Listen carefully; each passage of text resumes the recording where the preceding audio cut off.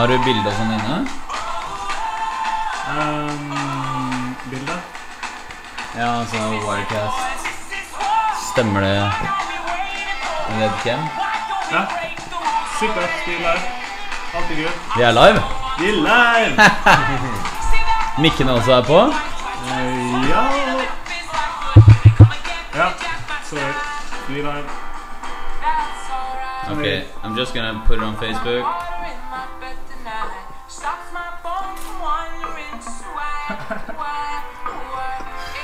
Oh, Luke is wondering what the hell did I get myself into? So we're going already, right? We are live. For guys wondering, this song is fun with... Oh, Jesus. Fun's over, Morten. Fun's over. The song was fun. I've been listening to the song all day, and people are probably wondering, is it good? All good? Or I can sit like this. How's the sound? It's all good? I don't know, in reality, it was just too loud. Alright. Too loud. Yeah. That's a challenge we never had before. Alright, so... It's good. Oh, alright, like, there we go. And there you go. And welcome to Hakeslepp podcast number... 26. 20. I think it's 25, but we might be 26. I don't know. Celebrate. It's anniversary. It's our 26th podcast anniversary. Can you go a little? Can come a little bit closer to the mic? You can just sit like Sure. Yeah. All right, and welcome. We have Jordan, Luke, Collier. Collier in studio. Welcome. Thank you very much. You are a fellow Amoradian, and as from what I've heard, a badass dude. I'm looking very much forward to getting to know you, because we haven't met until like 10 minutes ago. Yeah, coming out of the tram. Yep. That's true, yeah. And you guys met each other in Bucharest? Yeah, no? well, until a couple of days ago, me and Jordan. You say Jordan or Luke? It's Jordan. Jordan. Yeah, Luke is the middle name. That's how well we know each other. So, Yeah. One crazy night and that was it. Huh? Yeah, until you arrived here, I only met you drunk in Bucharest once. So that's the foundation for our relationship.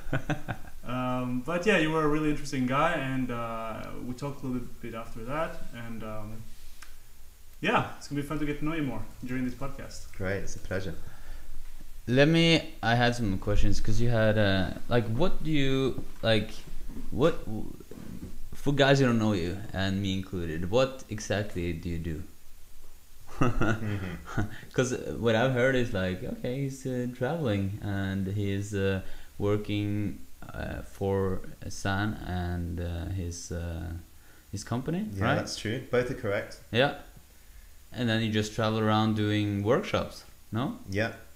So I've been about 4-5 years ago now. I decided that I wanted to be a coach. Okay. And work all of the time helping people in various ways, and I've had a long journey doing things in different contexts, business, education and so on. Okay. And I came across Zan and Hans in January and decided that the Azamorata relationships, the whole man-woman thing, Yeah. the subject as we call it, relationships and helping guys to improve them is the most interesting and fulfilling kind of work. How's that? That's what I've been doing since January. I've been in contact with these guys, and since we met in Romania, I've been invited to coach as part of the team, and I've been leading some way of approaching workshops and doing some Salon Amoratas, which are free meetings. Free meetings all around the world. Free meetings all around the world, where guys can come, and women too, to discuss the Azamorata, the principles of what we teach, and how to connect more authentically. Please, like, for those listening who don't know what the philosophy behind the Amorata is, can you try to describe that as good as possible for them? Sure. We've been rattling our brains for the last few months. Yeah, I can imagine. Thinking about what is the best phrase that we can use to... Like an elevator pitch is impossible, right? Exactly. Yeah. How can we say in one sentence or less what it is that we do? And we've settled on the following, which is we teach men how to be lovers. We teach men how to be lovers. And that's lovers of women, for sure. I think that's the most important thing in the Ars Amorata, how to be a lover of women. And also how to be a lover of life. And a lover of yourself, which are completely important and indispensable. So that's what we do. That's what we do. That's what we do. It's a pretty good pitch, though. It's a pretty good pitch, good elevator pitch. But it's been really going. I mean, it's been going very, very fast since you met them in January, and then the Bucharest retreat was in May or it was like mid-May. Yeah, mid-May. So it's been really, really fast. Yeah. And you've all been doing a lot of workshops. You've been doing one in Oslo now with one guy, and you've been doing workshops at other places and saloons. And but before this, before January, how did you come into all of this? Like coaching, and because you've been traveling, you've been doing all kind of stuff before this. Yeah. So where if you were to tell a little bit about your story before all this started, and we can get into the Amorati afterwards. Okay, sure. It's funny that when I look at where I am now, everything that's happened before was completely leading in this direction. Yeah. But I could never visualize what I'm doing today. Crazy back then. how that works, right? Yeah. I grew up in Oxford, went to school, went to university because that's what people do. And I studied philosophy and psychology. No, I love that because that's what people do. That's like the mindset of, Sure. Same. I had the same thing. That's Absolutely. what I do. So what kind of school should I go to? Because I have to go to school now, right? When I was 18 years old. Yeah. Continue. But this kind of critical thinking arose much after 16 or 18 when you made those decisions. I did that. I decided on philosophy and psychology because I wanted to find out how people's minds worked, specifically girls. Why do the ones I don't like love me and the ones I really like not want anything to do with me at all? And philosophy, because I was always interested in the bigger questions of life. And I finished university and actually when I started university I met people that travelled. I think this is probably the biggest influence on where my life has gone, is that in my first week I met a guy and we became friends. I met a couple of guys, we became friends, went out listening to music. I went to his house one day and he was there eating a curry with his hands. Okay. And I was like, what are you doing? Eating a curry with your hands? And he's a very upper middle class guy from England, and he said, well, when I was in India, this is how everybody eats curry. So I started asking him about India and traveling. What do you do? You went to India, you're 17, you went by yourself. And he told me about his adventures. Yeah. And I thought, I never thought of that. I've never done it myself. I want to go. And I'd ask him all kinds of things, like, so you're traveling, what do? You wake up in the morning and then what? Exactly. Because that's what people are wondering. How do you make it go around? Yeah. So what did he answer? Like, how do he said, well, I might meditate, I might read a book, I might go and see some waterfalls, I might go to a temple, I might go to a party in the evening. Yeah. I don't know. Whatever he fancied. Yeah. And I had 3 months that summer, and some money came in suddenly, and I decided to go to Thailand, just on my own. I think I had a copy of a guidebook, and that's it. No friends within a 12-hour flight from Bangkok. I decided that I was going to do it, throw myself into the deep end, and I did. I got there on my second day in Bangkok. I woke up, and it was like, this is the moment. I'm traveling. I've got no idea what I'm going to do at all, but I'm traveling. I'm living the dream. This is it. Yeah. I'm living the dream. So I went outside. I had some breakfast, and it's like, now what? Now what? Walked down the road, saw the other backpackers. There's loads of young people around, and people say, you go traveling, you meet friends. You meet 10 new people a day. They can become some of the best friends you have in your life. And I was walking around thinking, wow, everybody else has got friends. Not me, I've got nothing to do. And I went to temples and I had a massage. This is Thailand. Massages are great and they're really cheap. Yeah. And I had some food again. Had so much food. A lot of opportunity to go to dinner when you're away by yourself and you don't know what to do. And after about 4 days, I took a bus to one of the islands and went scuba diving. Signed up for a scuba diving course. And I guess when you're working on something, when you got some kind of objective, which is get my certificate and go underwater and see all these fish and so on, there's a lot of camaraderie with the people next to you. Yeah, and you're in it together, kind of. Yeah. We've got a common goal, yeah, a common interest, and I made friends. And ever since then, it was full moon parties, beach parties, scuba diving, bus rides, jungle trekking, riding elephants. Nice. Loads of stuff, and I got bitten. You know what they call the traveling bug. Yeah. That things are so much more fun. Things are so much more of an adventure when you're away. Yeah. Like I remember, I wanted to see some of the countryside. I was in the north of Thailand now, about a month into my trip, and I went to hire a motorbike, and the woman was like, "So you want to hire a motorbike?" I said, "Yes." How much is it? I don't know, like €2. €2 a day. Okay, I can do that. I can do that. And she said, "You ride motorbike before?" I said, yeah. So we went outside, got on the motorbike. It's like a 125cc scooter, and I got on top of it, and I was like, "Remind me, what do the buttons do again?" She came around, like ignited the thing up and showed me what it was, and I skidded underneath me 3 or 4 times and made a terrible embarrassment of myself. Finally got away. And it's that spirit of adventure, you know. I want to ride a motorbike today. Okay, some old woman will let me do it for €2 and teach me how. And it sounds completely irresponsible. I mean, I shouldn't be here live in front of Norway and the rest of the world talking about this, but this is... I mean, that's sometimes exactly how you learn, like trial and error. That's the best way to learn. Yeah. But you haven't ridden a motorbike before, no? No, never ridden a motorbike before. All right, so then I have now. You got bit by the travel Brazil? Bug. It's a bug. Yeah. And like bed bugs, but travel bugs. Yeah, travel bugs. And then you traveled around, and then you somehow ended up meeting San and Hans. Did you quit your education? No, I went back to uni. I travelled again. Okay. I went back to uni. I travelled again. Yeah. And when I finished, it was the moment of decision. What shall I do? I was 22, and everybody was going for these great graduate jobs where you get a good degree and the big company takes you in and makes you do a lot of paperwork and make coffee for a couple of years, and then you get a high paying job. Yeah. And I was thinking that's the path, and everyone's doing it, and everyone's doing it well.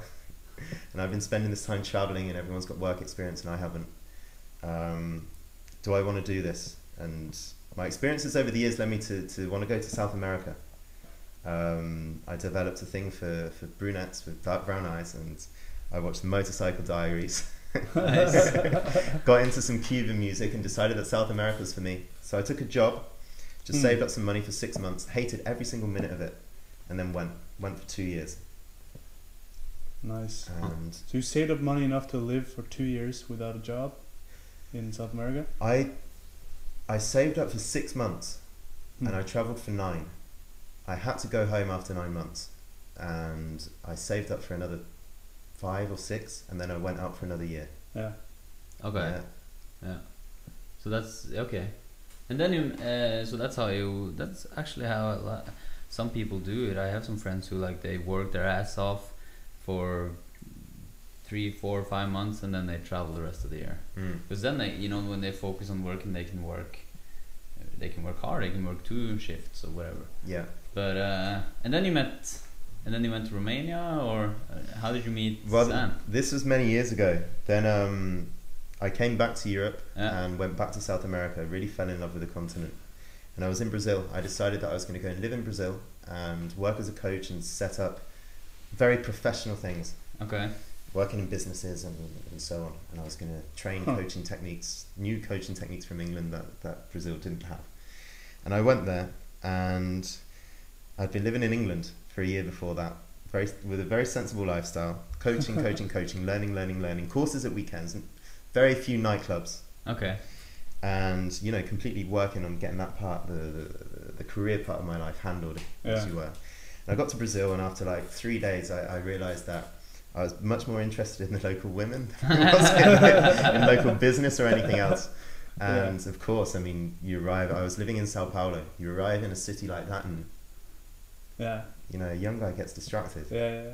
Young guy gets distracted. Old guys get distracted as well. I love it. Yeah. So I was doing that for a couple of months, and I'd heard of Zan a few years before, and I got an email in my inbox at the same time where I was having difficulties with one girl that I really liked. Okay. Does she like me? Doesn't she like me? She sends out these signals, but then she doesn't turn up, and then, you know, she's cancelled all these dates, and I really like her, and all that kind of stuff, chewing my head apart. Got an email from Zan. Of course, when there are women troubles, you read those marketing emails from the very first letter to the very last letter. And the very last letter was a link to a seminar in Rio. So I went. Zan and Hans do a weekend intensive, where they talk about their philosophy in 2 days. And there's a few little exercises. I went there for 2 days. Ended up staying in Rio for 11 days. Called all my appointments for the following week. Guys, I'm not coming home. Something's come up here in Rio. I'm going to stay and do the Casa Morata experience. Yeah. And that's it. Since then, my attention's been there. My own dating life or my own love life improved dramatically with some very, very simple, small things. Okay. And I decided, hang on, I'm doing coaching, but this is more interesting. Yeah. So I'm 80% living the life that I want. I'm traveling, I'm doing coaching, I'm working with people, I like my job. Why live 80% of what I want when I could do it 100%? Yes. So I got in touch with Hans. I said, make me a coach for the Asa Morata. This is what I want to do. He said, I don't know about that, but maybe you could be a mentor for the online program. Yeah. And I did that. Yeah. In the end, I told them I wanted to go to Casa Morata again in Bucharest. Yeah. Met Knut, and your life changed forever. Yeah, and I did some coaching with the students from Casa Morata, and it seemed to go down really well. And Hans said, listen, I'd like you to be part of the team, to come and do coaching with us. And Zan was very welcoming and very supportive, and here I am. Huh. How is the house down there? Like, I've heard about it, but who's living there? And the Casa Morata, is it a house down there? No. In Bucharest, or is it just a... Casa Morata is a moving entity. Oh yeah, okay. But I thought, didn't Sam talk about a house down there? Well, I didn't quite grasp that. He says that he talks about the Casa Amorata as a vision, sort of, where he says like in one end it's the experience that is like a place where it's moving around, you know, but in another sense he speaks of it as his home, like he wants to create this place. In the future. So it's like right now it's a moving thing, but it's supposed to be like a place on Earth, like a physical place, right? But I don't know for sure, but is it? I don't know for sure, and Zan is the best person to ask about this. Yeah. But I know that Casa Morata for the moment is moving around the world, and at one point it's possible that it stays in one place. Cool. I remember he talked about it, but I also thought that they had like a headquarter down in Bucharest where they had students and stuff. They don't, or Zan is in Bucharest at the moment, and he loves the city, and is thinking about spending more time there. But no, it was they were there for a month. I was there for about 3 weeks, and the students were there for 1 week. Cool. So as of the moment, it's a moving. How did that philosophy relate to you compared to other dating movements? What would I say? Like, what resonated especially with the Amorati philosophy? So I know it resonates with me and Knut, but I want to hear like another perspective. Sure. I went through a difficult patch with women 4 or 5 years before, and a friend of mine sent me an ebook, Double Your Dating. Yeah. And there was one piece of advice in there, which was if you really like a woman, you really like her, you can never tell her, because then you lose your power as a man. That's what I understood from the advice. So I was meeting all these women, and I'd never tell them that I liked them. And my successful women, which was okay, just dropped to an incredible low. Yeah. Because I was following this advice. And I listened to a few of the, the pickup gurus or the seduction gurus, and I came across a tape from Zan one day, and he's talking to Jamie Smart, and he's saying, honesty is the greatest aphrodisiac. And I thought, well, hiding my desires for women didn't go so well, so maybe I'll just try this one. And I tried it, and I thought, today I'm on a beach with a girl, fantastic girl, totally like her, on this beach in southern Spain. Yeah. And we're together, and I thought, it came across my mind, I thought, today I'm going to choose honesty. I'm going to give it a go. And I told her what I really felt. It's funny how that works, right? It's like an operating system, like, today I'm going to choose. Today is the day. I'm going to be honest. Like it was, I remember when you develop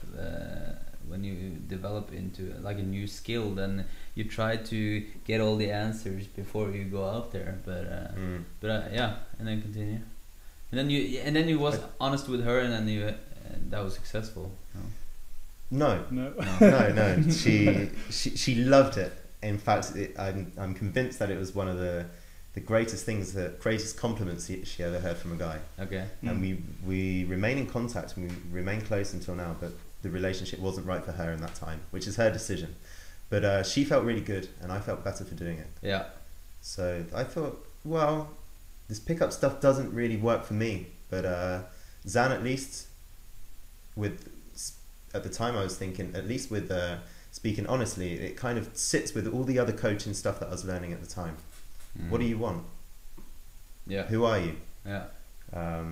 What's the next thing that needs to happen for you to move towards that? Yeah. How can you respect the other people around? Yeah. So the values all came together at the same time.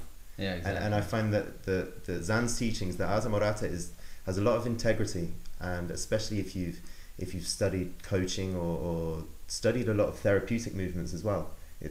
Honesty, man, of course, of course. You cannot go through your life trying to manipulate every single interaction, every single day. And it all relates. Like, all the aspects of life are kind of like, I come to think that it's kind of like they're all the same. If you want to succeed within, or I wouldn't necessarily even say succeed, but I don't have a better English word for it. But then there must be like a foundation of, for example, honesty. It must be a foundation of integrity. It must be a foundation of self love, and you feeling that you're worthy of the best.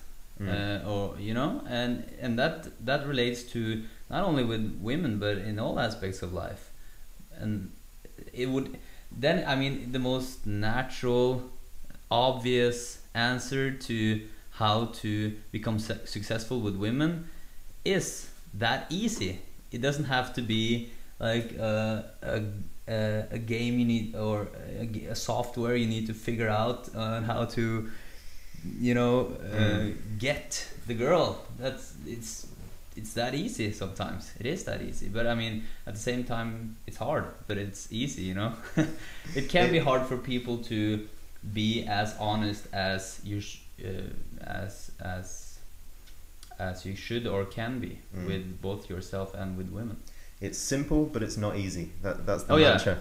Cool. Yeah. It's incredibly simple. Imagine, and we've been doing it all weekend with the way of approaching. Yeah. You like this girl? Okay, go and say hello to her. And what do you like about her? I like her hair, and I like the way she walks. Say exactly that. Yeah. Why ignore it? That's the right thing to say. and the student that I was with and myself as well over the weekend would go up to a woman that we saw in a bar or in the street and say, I saw you over there, and I noticed this, that, and the other, and I think you look incredible, and I wanted to say that, and everyone liked it. Yeah. But most people don't do it because it's a massive risk.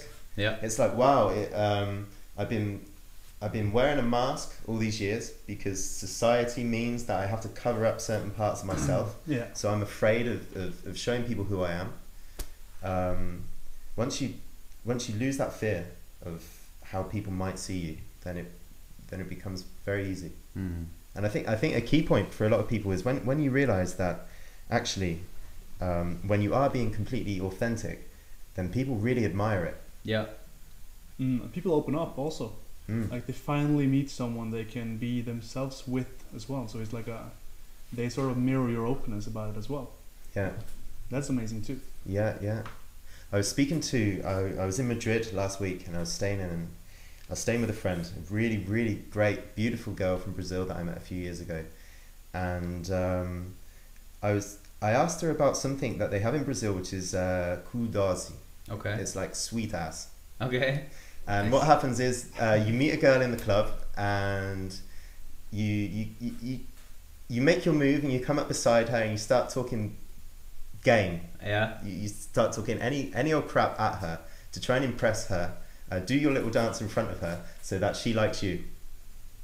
And the more the guy is arrogant, up himself, or is obviously lying, and women can tell this very easily because they've been approached a million times before, the more the Brazilian girl, in this case, would play the cu doce, which is, he shows interest in me, but he's playing around like he's a bit of a player. So I'm going to show interest back, but I'm not going to allow anything to happen with him at all. But I'm going to screw him around as much as humanly possible. Really? Is that a culture down there? Yeah, yeah. Wow. It happens a lot. And guys are like, I hate these cu doces. I hate these girls. Why do they always act like that? It's a simple thing. And I am in Norwegian. Yeah.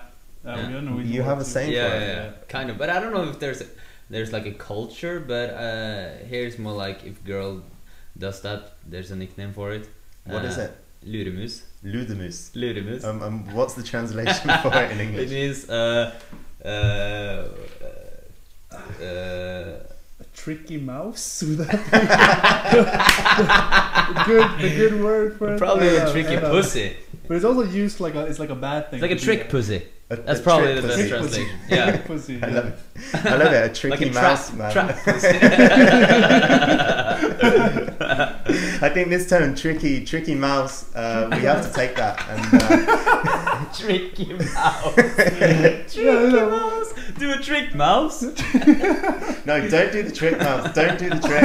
Be a good mouse. Be a good mouse. So there's a culture down there. There's a culture. Yes, of course. So both the guys and the girls are screwing each other up, you know? They're both playing it's a kind of a game to each other, and nobody wins. It's lose-lose. Sure. Well, yes, I think ultimately a lot of people lose a lot of things, but in the meantime, the girl is experiencing a lot of attention, and it's exciting, and she feels good because she's playing a game, and she is fulfilled in some respect, and the guy as well is kind of fulfilled that even though he remains completely frustrated, he's given it a go, and his friends are saying, well, look at you, so macho, you know, you've approached all these women tonight, and they're really stunning.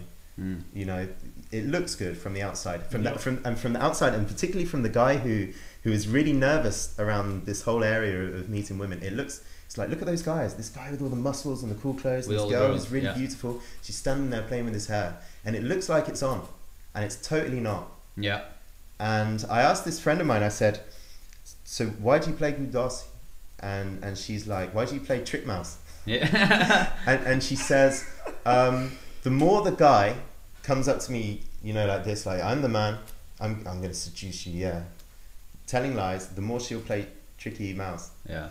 And when a guy doesn't do any of that at all and comes in completely authentically and really respectfully and still, you know, happy and joyous to be there, then she won't play that anymore. She's like, a real guy. Oh, he treated me with respect, so I better do the same thing. Yeah. And probably thinks finally, because it's rare to find them. If she likes the guy, finally, and if she doesn't like the guy, it's like, wow. Yeah. There are guys like that at least. Yeah. Come and meet my friends. Like with me, no, but yeah. Oh, but I'll introduce you to the group. Yeah, definitely. I mean, they're grateful. Naturally, they're grateful because of the honesty. That's also what we see, like in, for example, passion immersion, when guys come in there and we help them to become transparent and honest, and then all of a sudden one of them, for example, tells his story that is maybe he's hidden his or he normally don't tell people he's hidden his whole life, and then he tells it like a genuine, authentic, also vulnerable story. Yeah. What happens is the rest of the room, there's like all of a sudden there's an instant connection with everyone. Guys have been saying like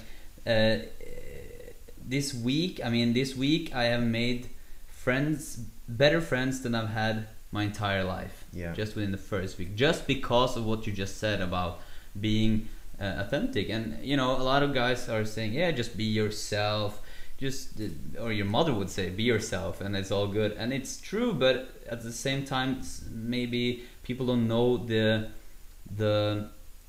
depth of honesty we're talking about. It's really about being humble. It's really about, like, if you go up to someone and you don't know what to say, then say that. I don't know what to say, you know? It's that honest. It's that transparent. Cool. It's incredible when someone really bears themselves, and I'm seeing it more and more lately in all the kinds of coaching work that I do. It's incredibly humbling. People say, you know, I don't know, I'm 25 years old and I've never told anyone this, and I feel that it's the right place to share this.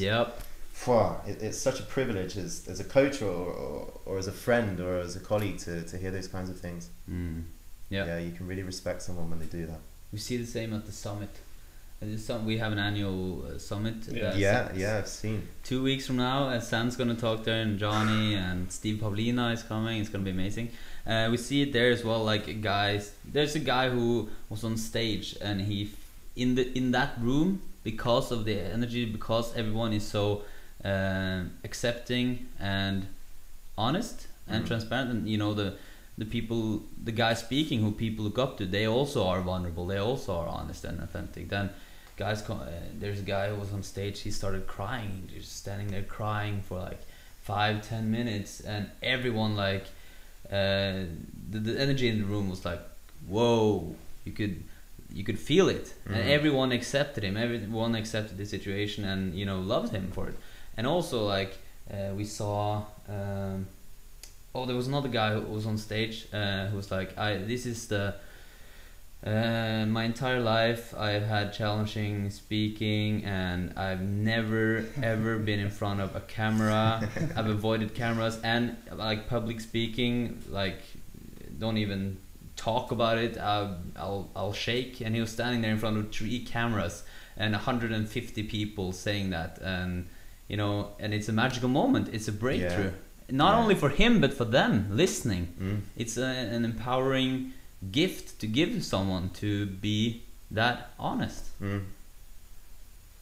But I have a question relating to your workshops and how do you, as I know we have our methods in passion immersion and such, but how do you take the Amorati message or the philosophy and bring it into something tangible, like something? How do you help someone incorporate that philosophy, except just, you know, telling him? You know, it's good, like this podcast and stuff, and I think an idea can come across to a person if it's said or heard enough times, or in an emotional moment or something. But how do you do it? How do you guys do it? Like, how do you help guys incorporate that philosophy? One simple concept: assignments. Okay.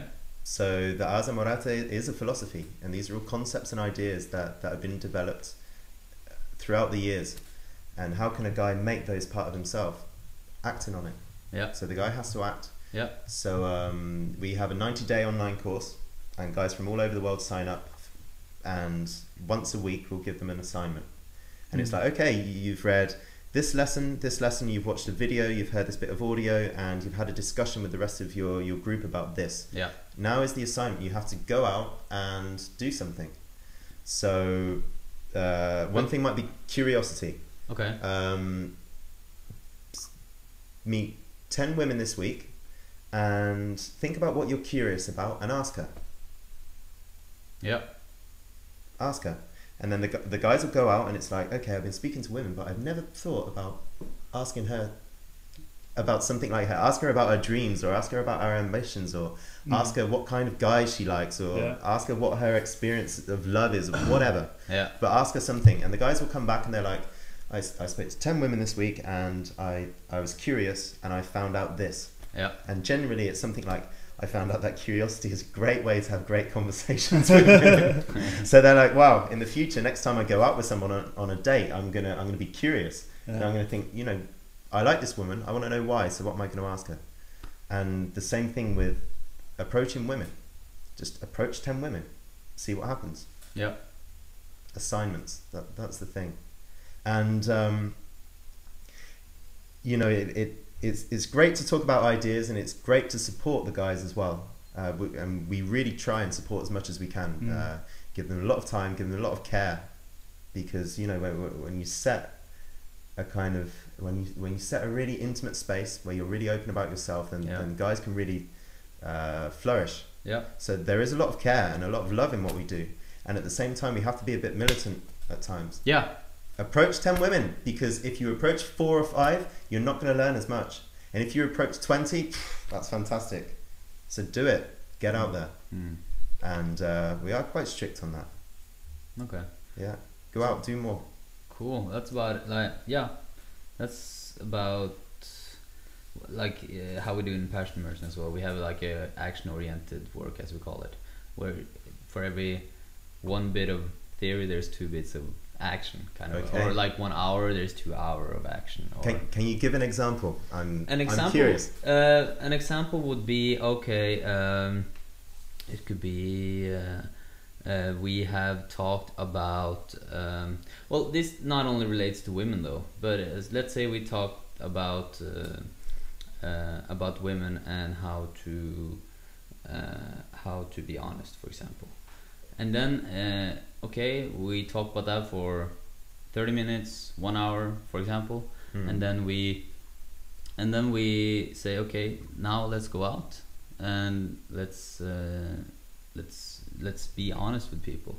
Let's go out and be honest with people. So kind of like almost the same thing you guys do. And then they go out and then they make their own missions together with us. So we make sure that it's within the float zone, outside their comfort zone, kind of way, within their growth zone, but not too heavy that they will crawl into a little ball and never go out again, because it can be too much as well. But we make sure that it's outside their comfort zone, and they learn from the grow from the process.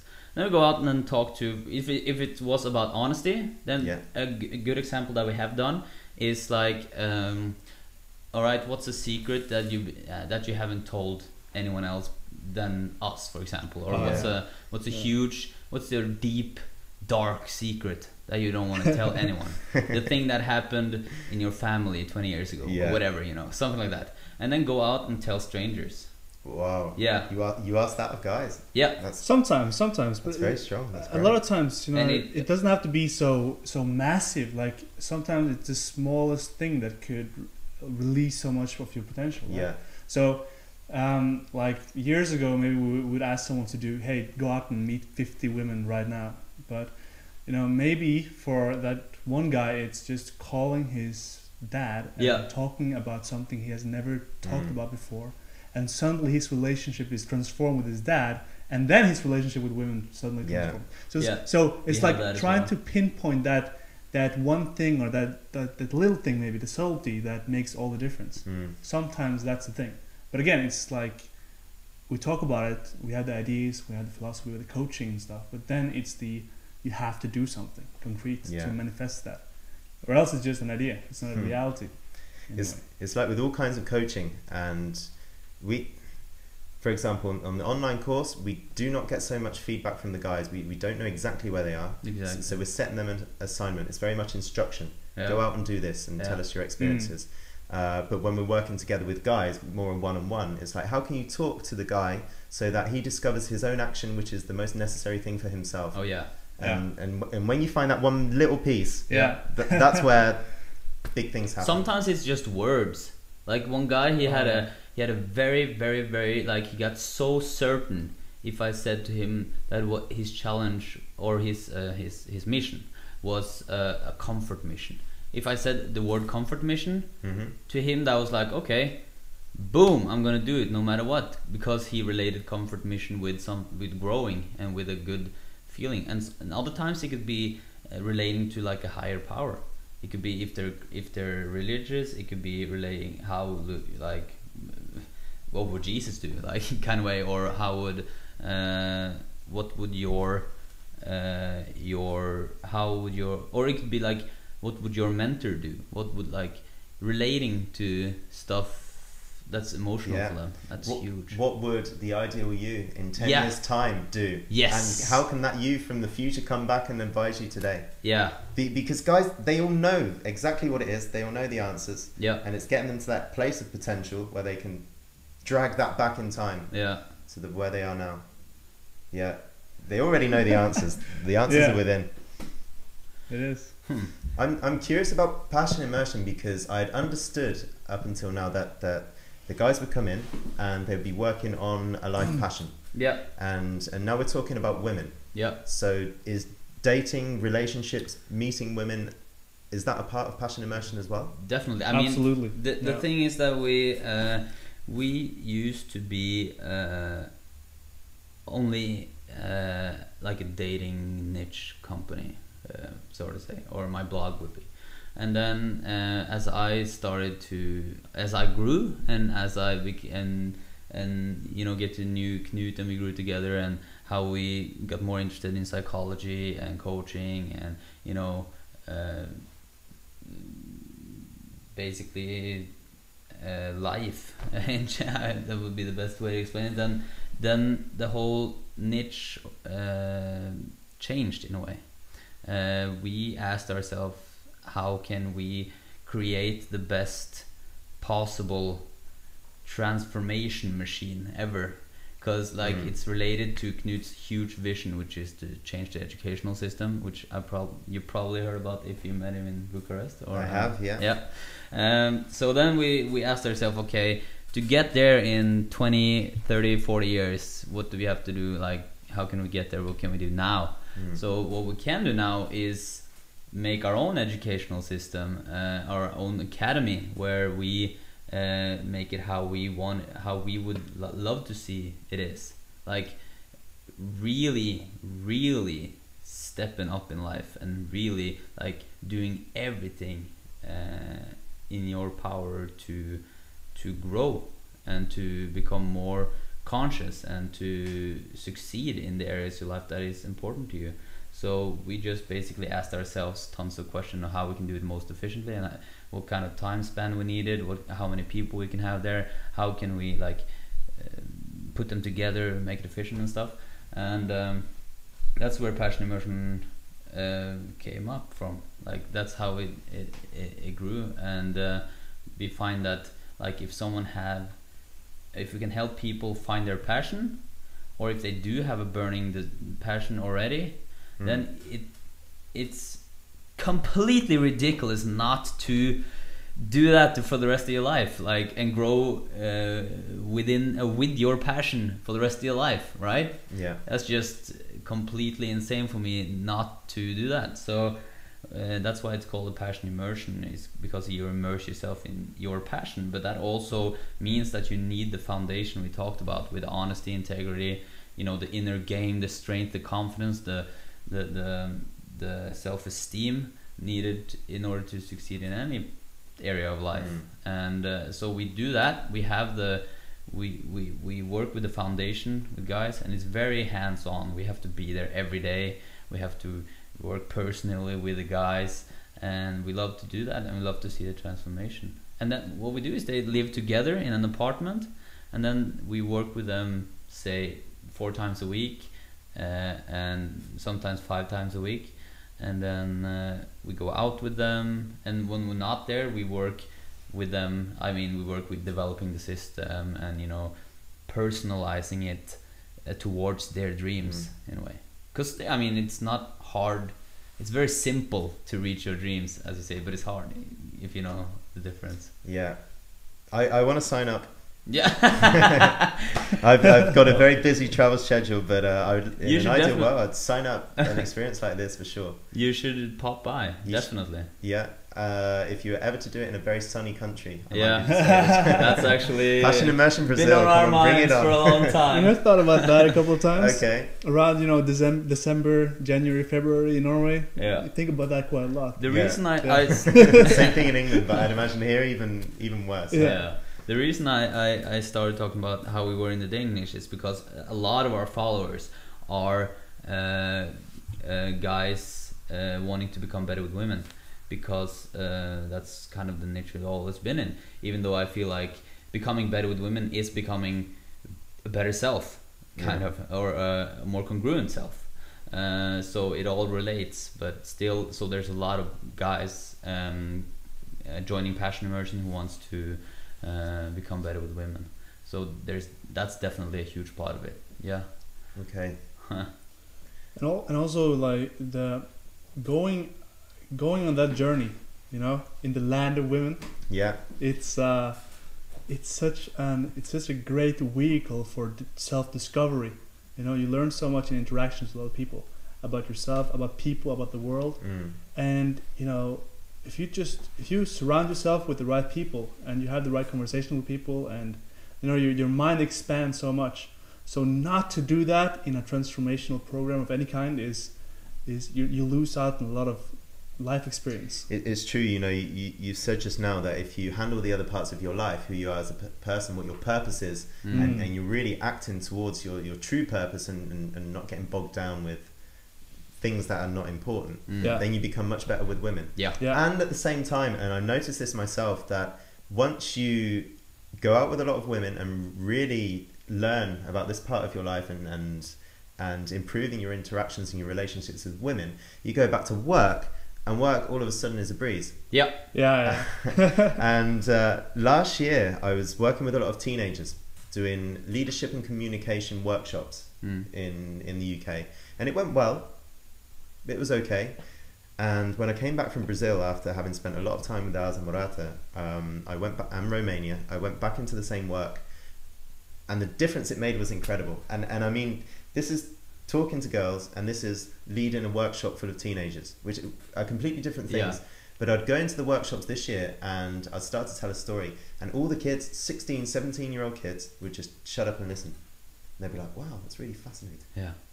Yeah. And I don't know what it is. Maybe it's presence, or maybe it's something. I think it's passion. I think it's purpose and passion that's creating the well, there's like a connection with yourself, a touch with the world, kind of, if that's that's the best way to describe it in my bad English. But anyways, it's when there was a part of my life when I just ran away from everything, watching television whenever I could, being around people whenever I could, just not to be alone with my thoughts, because I knew that my real, like within my heart, I knew that I wasn't on the right path. I wasn't, I knew that I wasn't doing the right things right then and there, So you watch TV and you went out with people to avoid that that feeling. Yeah, that's incredible. Yeah, and I think when you get in touch with yourself, or when you start to listen to your heart, then all of a sudden there's so many pieces that comes in place, and I think your presence, your relations with women, your stage presence, whatever, I think it all relates. I think it all relates. Yeah. So that's why it's also very hard to market Passion Immersion, because we can't just say like, hey, join this program and you just fix your life and it all relates, and you get all the bitches. It doesn't work like that. Yeah, you have to put it into that elevator speech. And, yeah, exactly. It's a tough process. It's man. very It tough really process. is. How to say it with words? Yeah. When you can't just have a conversation like we have now. It's a challenge. It's a huge challenge. But I mean, we categorize though. So so what we had to do is categorize and break it down. What do we actually teach them? And everything from time management,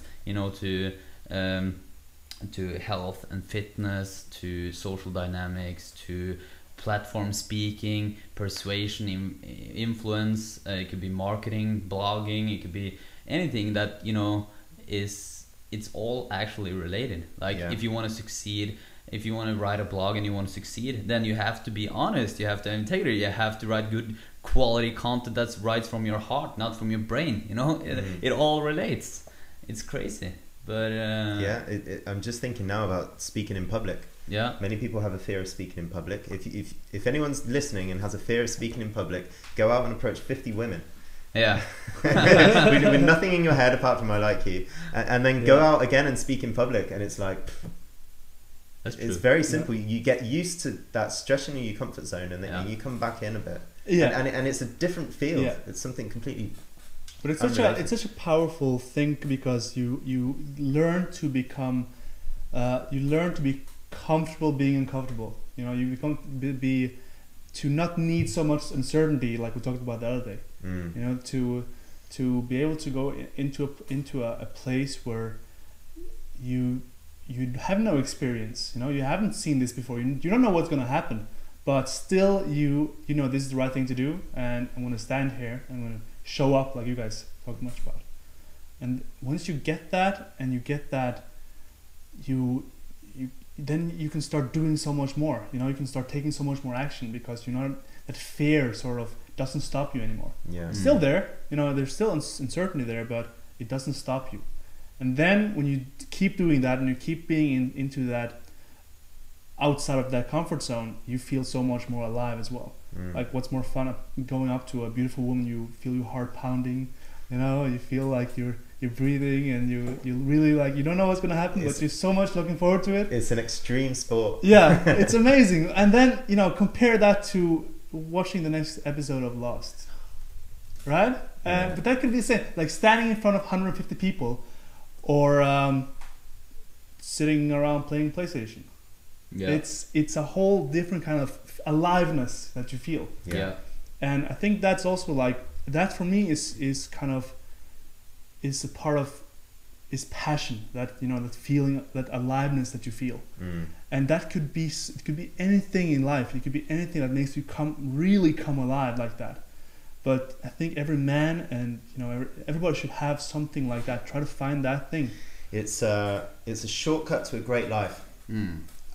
If you push your comfort zone, I mean, I think everybody will remember the day when they skydived or did a bungee jump. Everyone will remember the day that they approached 10 women on the street when they'd never done it before. Because how can you go home and feel normal? How can you go home and play PlayStation or watch Lost after that? It's like, I'm going to call all my friends, get them all for a beer and celebrate. And if you continuously do that every single day, that is a life. That is an alive life. And you're growing. And it's a feeling of growing all the time. And like Tony Robbins, he says, either you're growing or you're dying. Now, I believe that very much. Either like a flower, either you're growing or you're dying. And when you're growing, like when you're exceeding, when you're growing fast like that, it's something that I unner. I don't know the English word. Tricky mouse. It's something that I whatever. I would love for people to have that feeling. I really, really would. And I mean, it's a shame that someone. It's a shame to go around and waiting to die instead of like living. For real, like really. Doing the things that scares you the most. Like, I know a lot of people have said it before. I know there's in tons of songs. I know there is in poems and everything. But I mean, really go out and do something that scares you every day.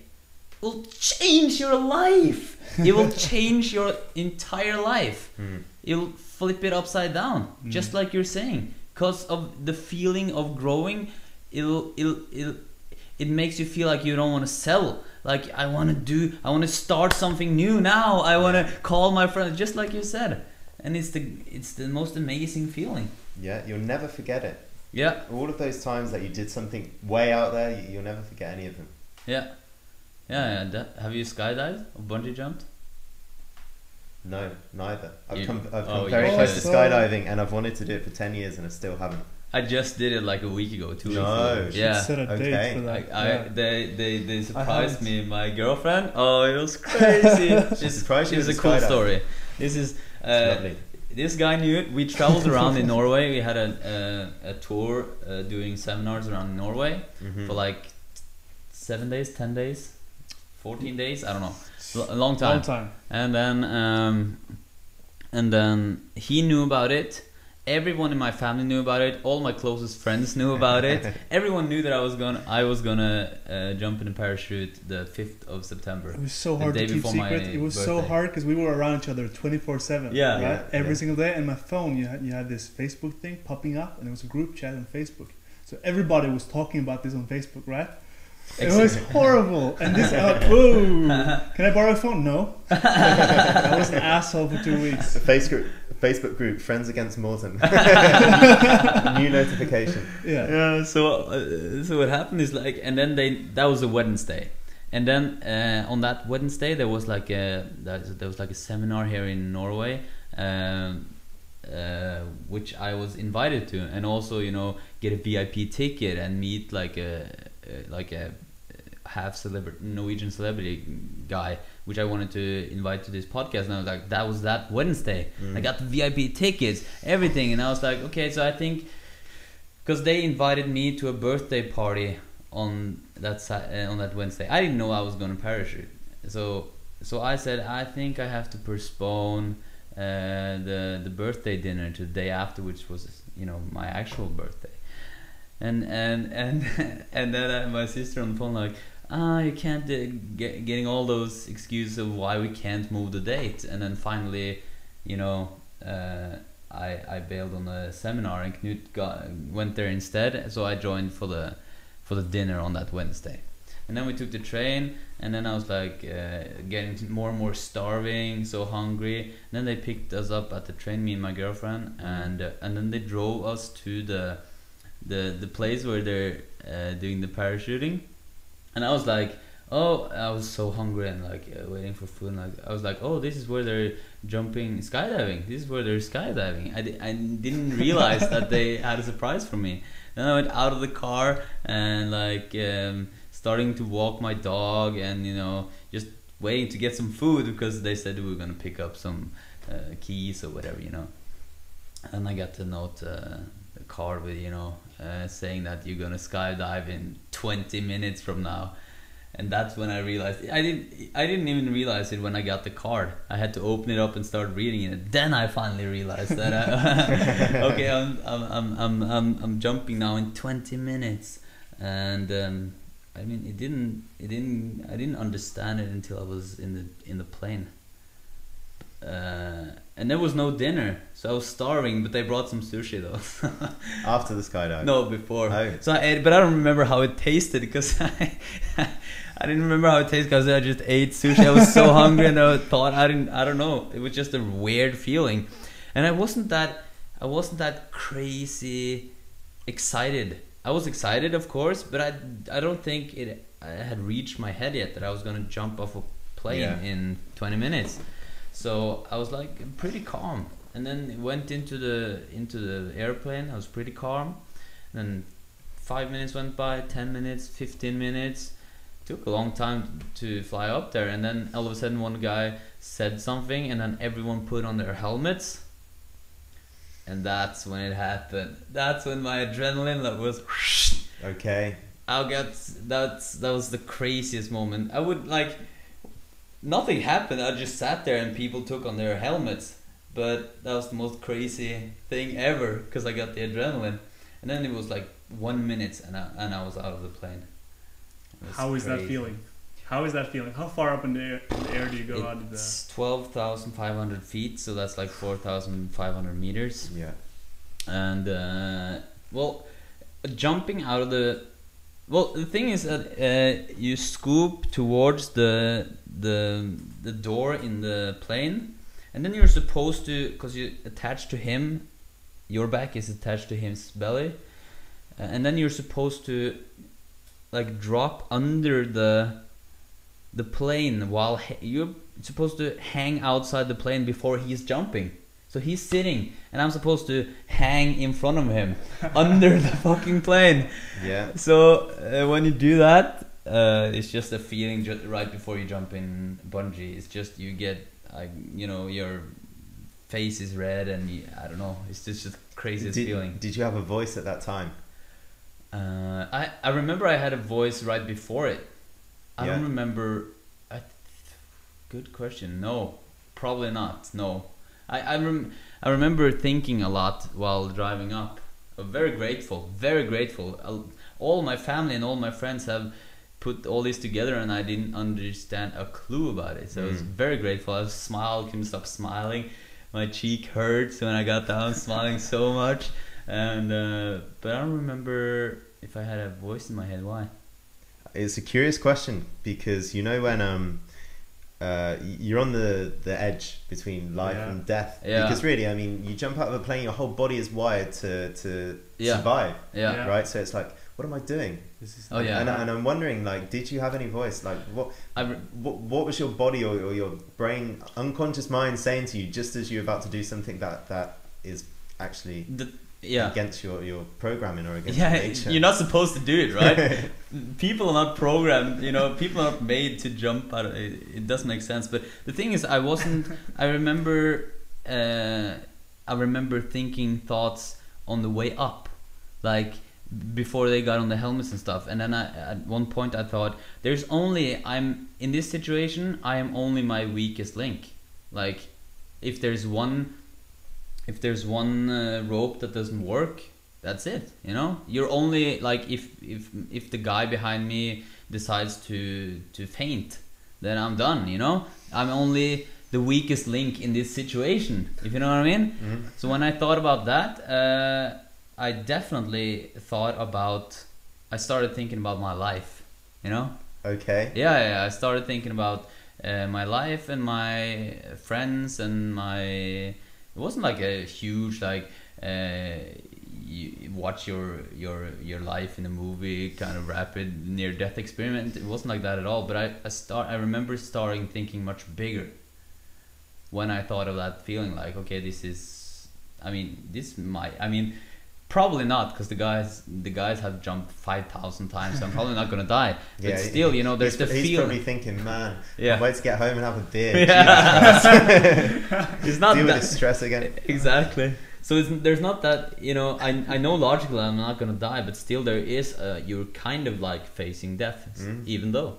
So yeah, then I experienced my thinking got bigger, and that's also that's what I think is very, very healthy. Like, thinking about that you are going to die. You're gonna die. Like, you're gonna die. You're never gonna be here again. And the time that you or who knows, but the time that you're here now is like a borrowed time. It's just like you just get some, like, 80 to 100 or 70, 60 years for that matter.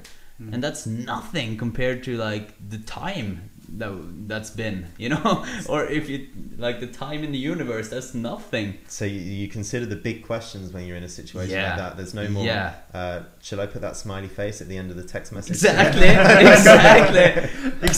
And people should think that more. People should think bigger. People should think that they're on Titanic when it's sinking, you know. And it's so, you know, the rest of the day and also before the jump, the 20 minutes there was nothing else than gratefulness, like happiness and smiling and hugging, and there was nothing else, because there was nothing else that mattered. I mean, right? Great. I'm gonna see when I can do it. Yeah, you should. I have to. You should. It's crazy. I mean, it's I listened to a podcast earlier today, and a guy named Duncan Trussell, he talked about how simple it can be to change the world. And he said, like, if people just do what they know already is the right thing to do, and everyone did it, that's it. I mean, just people getting conscious enough to know that, okay, the only thing you need to do, like, in your life to make sure, or to save the world, to be think big, is to do your best to help others. I mean, if you go through life and your life was in no help of other people, then your life, like, then you were a parasite, not like a giving person. Then you took and then you died, if you know what I mean. If everyone, it's very simple. I mean, it doesn't have to be very complicated to or his philosophy was, at least, and I kind of agree, that it doesn't have to be very complicated to save the world, because it's actually, everyone know how to do it. It's just about contributing.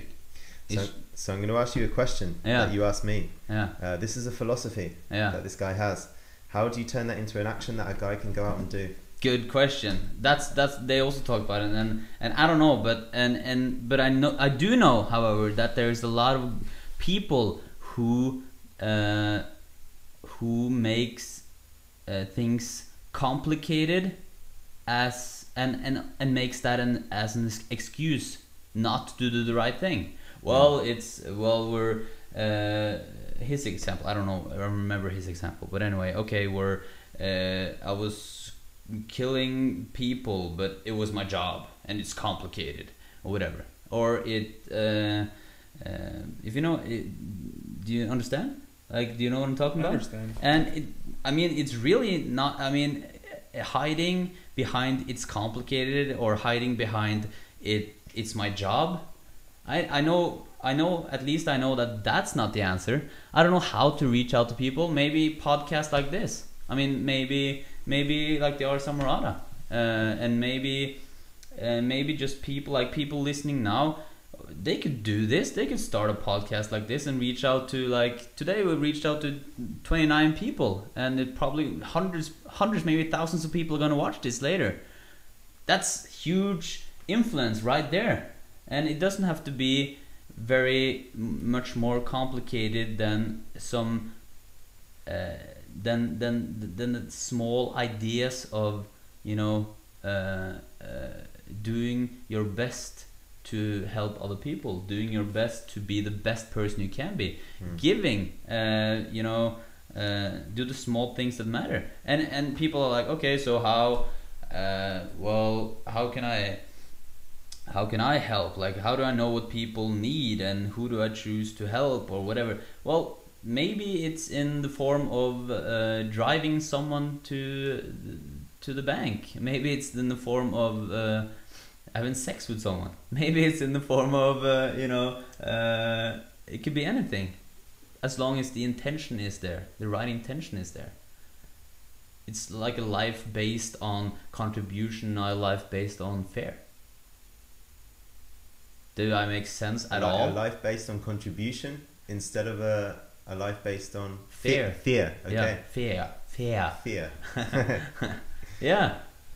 I think it might be that simple. It might be. I mean, for guys listening, girls listening, by the way, I'm always wondering, when you say guys in English, does that mean only men, or does it mean men and women?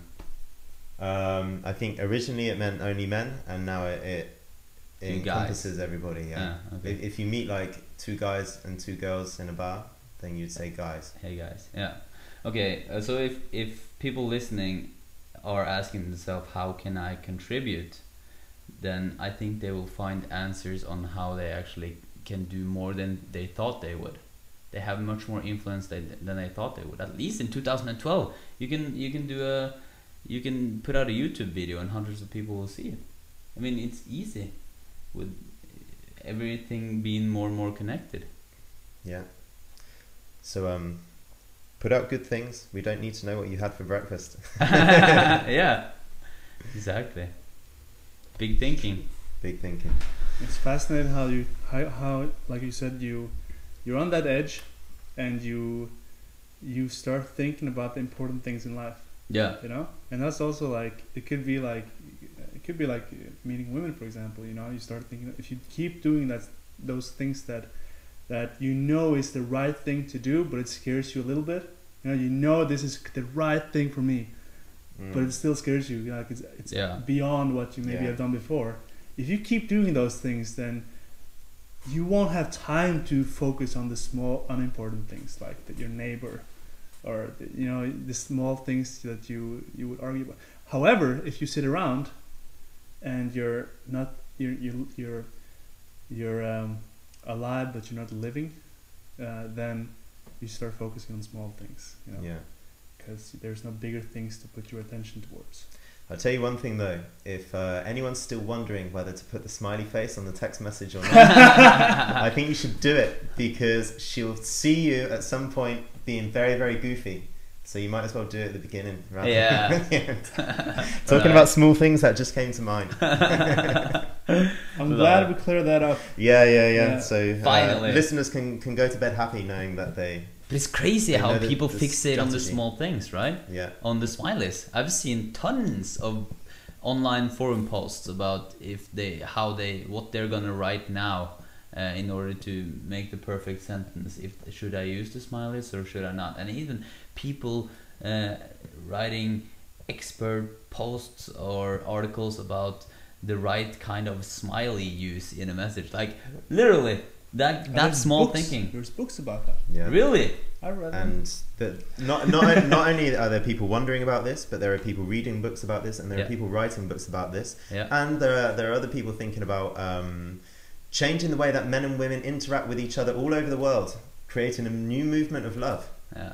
And there are people thinking about completely re-engineering or redefining the national education system. Fuck yeah. Yeah. It's a whole different. I bet your focus has changed a lot. You know, from university, when you were in university, focusing on what the next subject is going to be for you, the next university degree, which path you're going to take, to now when you are focusing on spreading a message or contributing to the world in some way. Yeah, it's definitely changed. I think at university, I mean, I didn't put too much focus into those things, but I put focus into music, for example. That was important to me at the time. That was worthwhile. Yeah. But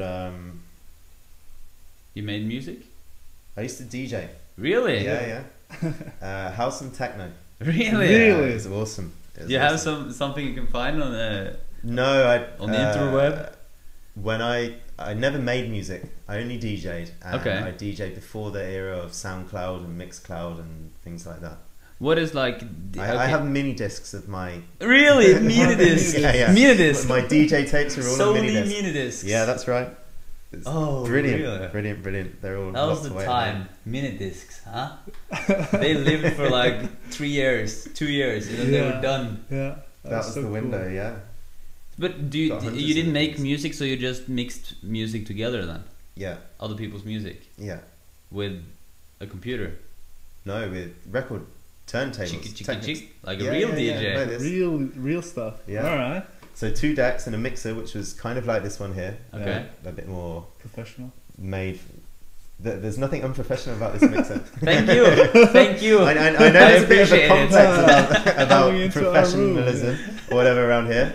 But yeah, like that, but made for a club. And I'd have a turntable here, the mixer in the middle, and yeah. So that Make some was music. that you okay? So you were a student and then you did that on the side. Did you get paid for it? I think we did some parties and some clubs, and we made some money, but I think we lost overall. Okay. Yeah, I mean, You were 2 guys, or no, I was a DJ. I used to live with another couple of guys who DJ'd, Okay. and we used to do these parties. And the 3 of us used to do parties, and then we hooked up with a group of girls, and it's still going on today, and it's fantastic. Raise the Roof is the name of the project. okay? And it was just an idea that a girlfriend of ours plucked out of the air. We're going to have a house party and call it Raise the Roof.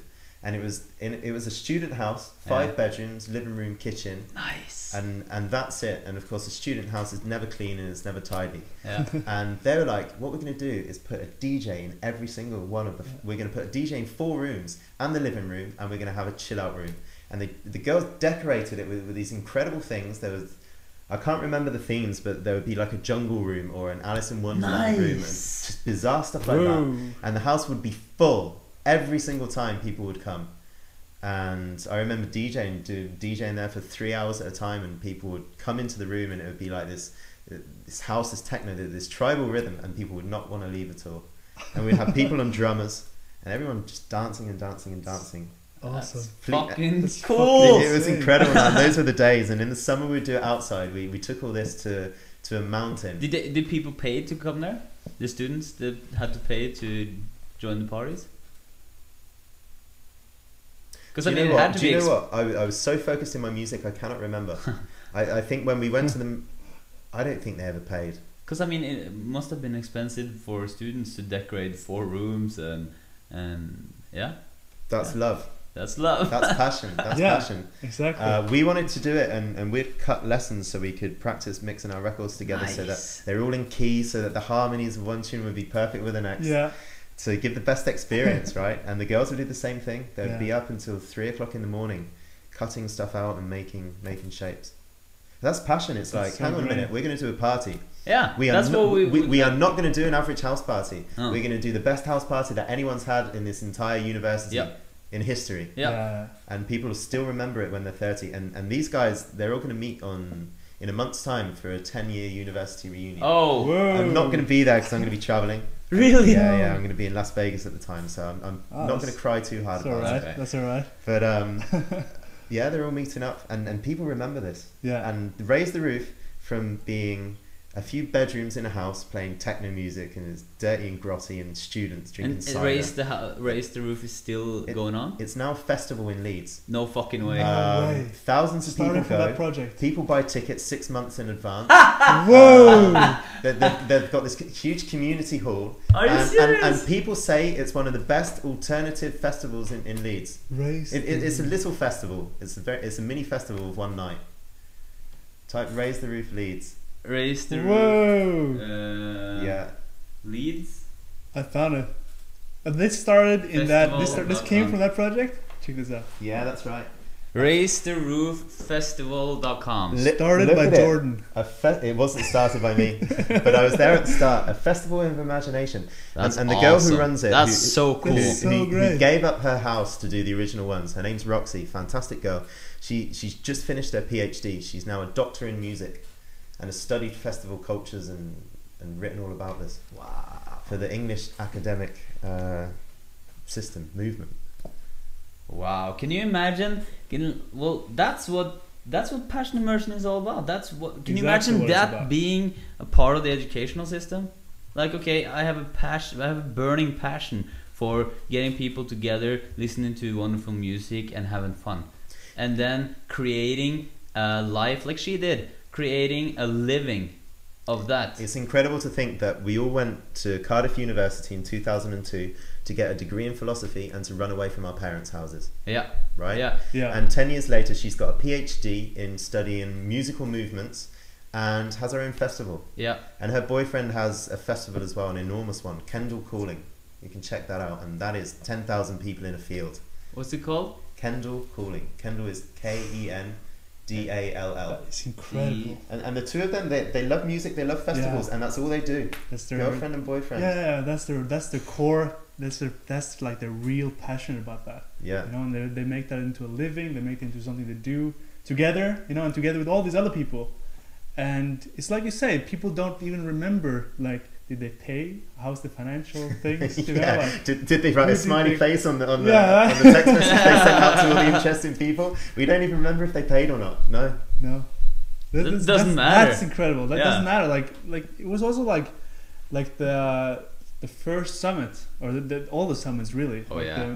the conference. You know, Which one is it going to be now? Third. The third. Yeah. Okay. it's the third, yeah. But all of them from the very beginning, from the hustling days, the very beginning, where we did. Oh, it was so much work. It was just me and Morten. There was nobody else doing it, and we had to get speakers. You know, we didn't know the speakers. We didn't know how to set up a conference. We'd never done anything like this. The only reason we did it was Morten had this. He looked at the pickup community, and everybody was manipulating each other and trying to get something instead of sharing something. Yeah. And people weren't really growing in the process, and they were not communicating with women about what they were doing. That's true. yeah. Yeah. Private boys club. Yeah, exactly. girls allowed. It's lots of Hidden. boys, lots of talking about stuff, but not really getting anywhere. So Morten went to this conference in Germany, Riemann conference, I think it was, Yeah. and he just like you said earlier, like we can do this, Yeah. like we can maybe create something like this and change something, you know, Mm. contribute in some way. and so hustling for half a year, 18 hours a day trying to make it happen. Oh, we worked so much. We worked was so crazy. much. So we did so much unnecessary things. So much, probably. Because now it's not taking nearly as much time. No. Yeah. But yeah, so much like work that like time that was kind of we could have shaved off. But I can't even remember. I never thought during that process, I wish I wasn't doing this. I never thought that, and I haven't thought that ever. Like working with the summit, it's like. Yeah, this is it. This is gold. This is cool. So how many speakers and how many guests did you have in the first one? Oh, guests. Participants, attendees. We just said yes to everyone to speak there. I remember, We did. because we're afraid of failure. You know, I think we had 14 speakers or 16 speakers or something in 2 days. Very hard to fit into 2 days. I mean, impossible. The time schedule was completely out. Yeah, and burn the program, guys, because we're way off. Yeah, and we had 150 people first year. Yeah. Okay, great. And same the second year, and then probably the same this year. Yeah. Or we're limiting it to 150 people. Okay. So that the speakers or the participants everyone get to know each other, and like, because we see if there's more people on that. We've been on the conferences that is bigger, then you'll get to know someone and you'll find your clique, but it's much more of a hassle to get to know everyone and to talk to the speakers and ask them personal questions and stuff. So we want to, that's also what we tell the speakers, that like, please stay there the whole weekend, answer any questions, do some exercise with guys, and this is like a weekend where everyone should get to know everyone. You know? So it's like an incredible energy. I wish I was going. Yeah. And I know some of the speakers, I see them on Facebook and they seem very, very excited about it, and there's a lot of posts and a lot of talk going around about it. I would be here, but I've been invited to go to Lisbon on a stag do. On what? Stag do. What's that? When a guy gets married, a week or a month before, all of his friends take him out, and often to a foreign city, and do atrocious things to him. To make him run through the city centre naked. We have the same. Lock him out. What are you gonna do? Do you know what you're gonna do? No. We're studying Lisbon at the moment. I'm gonna write. It's on the same dates as the summit. Okay. Yeah. And we're gonna be 16 guys. And I think the rumours are public nudity is not a criminal offence in Lisbon. Nice. Yeah. Nice. Awesome. And who knows? But you do fun stuff together as well, right? It's not just him making a fool out of himself. Isn't there one guy getting married? Yeah. Is it just him being a fool, or do you do fun stuff together as well? Because here it's the culture that he has to do something embarrassing, and then everyone parachutes, or everyone bungee jumps, or something awesome together, or scuba diving, or whatever. From what I've heard, there's an element of fancy dress. Okay. That he will have to wear, but the rest of us won't. Actually, I saw the email the other day, and the guy said we'd prefer not to have a fixed agenda because skydiving will get in the way of our drinking. Yeah. So if we want to go out on Friday night, we want to be open to all possibilities on Friday night. We do not want to skydive at 10 o'clock in the morning, and we still won't want one at 6 o'clock in the afternoon either. So we haven't got any stress like that. But we'll have a lot of fun. Awesome. We'll take him to some clubs, and hopefully, I've never been to Lisbon. Great. Hopefully it's wild. Nice. Hopefully it's wild. Wow. All right. That's cool. Yeah, I've never been on one. Probably will sometime. Yeah, missed out. I only been to one wedding in my whole life. Oh, me too. Wow. Yeah. Yeah. That was really the one we went to. Oh, well, 1.5. Kind of. What? Well, I've been to Michael's wedding, and then my mom and my stepdad, they got married in Zanzibar, and then they had a party afterwards in Norway. Okay. So I remember stealing. Probably 15 years old or something. I don't know. I stole a case of wine, rosé wine. You know, rosé. Rosé wine.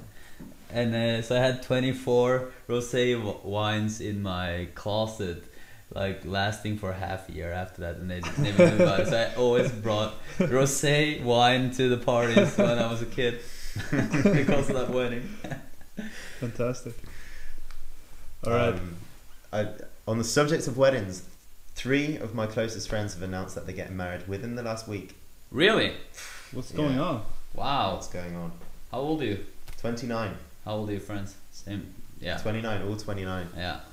They're feeling the clock ticking. Yeah. Or probably their girlfriends feeling the clock ticking. I don't know, but there's something in the air. Yeah. Like, I've seen a TED video of obesity. Okay. And in a society, if one person gets fat, it's normal. If another person gets fat, there's nothing weird about that. But then all of a sudden, you get this critical mass of people, and they all start getting obese. Yeah. And then, boom, half the society Oh follows. yeah. What is that It's called? like marriage. We had a guy, he married at 23, and then another one at 27, and then 28, and then 29, all of them. Yeah. What is that called when people follow? Like when there's something like. Is that the leadership Tipping point? TED? Well, I don't know. It's like, I don't know if this is related, but it's like, if let's say that you come off the train in Oslo, for example, and there's 2 like one of those automatic what do you call that? Stairways? Escalators. Yeah. So there's 2 of them, right? And they're both going up to the same destination, but everybody is going up one, and the other one is totally empty. Try to notice that. And there's also like that in all kinds of social circles, like when a certain majority of people start doing something, then people just start, it's like they start to feel the same way, Yeah. to do the same things, to go the same direction. And it could be the same thing. I don't know what it's like a psychological effect. It's an incredible thing for us to study as well. They talk about tipping points, which has a lot to do with this. Yeah. And if you're thinking about getting any kind of message out there at all, Yeah. once you get to a certain tipping point, it becomes fashion and everyone does it. And I've been staying in a house with the last few days with a few Amirati. Yeah. So guys that have followed Ars Amorata courses in some way or the other. Cool. And approach their relationships in this way. And in this house had 4 Amirati living there. And one left and another guy comes in. And for sure, he's going to become an Amirati. Yeah. Because everyone else is talking about it. And 100%. it's going to improve Yeah. his relationships, probably. Yeah. Certainly. Definitely. So we need more. Yeah. I found a film That's that's also probably inspiring, you're yeah. talking about. It's called Derek Silver's How to Start a Movement. That's Or I know that he at least. Is this the guy who's dancing? Yeah. He stands Yeah. on a hill. Yeah. I love that Let's video. put out Yeah. a link for I don't that. know if that's the one you meant, but Let's put out the link afterwards. it definitely happens in this video as well. Yeah. Okay, it cool. happens. He dances, and a couple of person comes and dance with him, and then a couple more, and then boom! Everyone joins, and when everyone joins, everyone joins. Yeah. It's crazy. That's it. And it starts off because he's being himself and he's doing what he really, really wants to do. And people look at it and he doesn't care. And I think the point of the video is that it's the first follower.